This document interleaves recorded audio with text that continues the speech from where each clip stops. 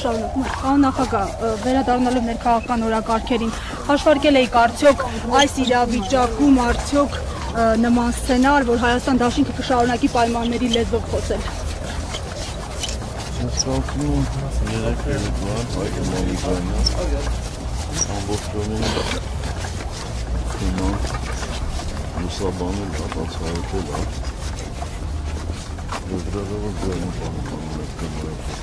Պարոն նախագահ, ձեր ամեն հարցազրույցից հետո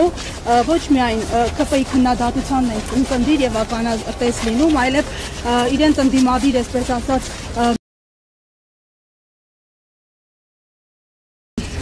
ներկայացնող շրջանակների մեկ հարցազրույցից հետո տասնյակ հարցազրույցներով փորձում են ձեզ պատասխանել,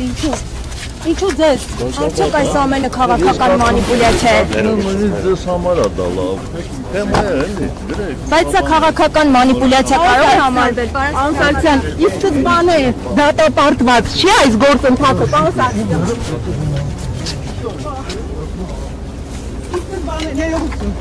Իսկ բանը դատապարտված չի այս գործընթացը, երբ 36 պատգամավորներ չկան, առնվազն 54 ինչպես եք պատկերացնում, պարզ մաթեմատիկական հաշվարկ է։ Գիտեք ես ինչիցամ զարմանում է, որ լրագրողը, որ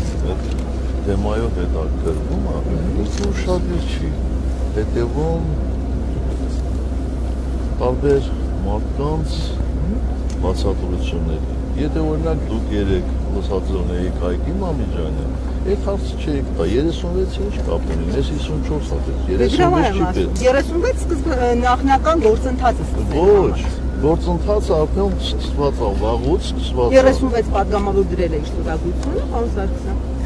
Լսեք, ես ձեզ ասում եմ, գնացեք թեման ուսումնասիրեք։ Ես ուսումնասիրել եմ, շատ լավ հավատացել։ Չեք ուսումնասիրել, որովհետև գործընթացը սկսվում է, երբ ազգային ժողովի մեկ պատգամավոր առաջադրում է վարչապետի տեխնացու։ Գործընթացը այդ ժամանակ է սկսում, 36-ը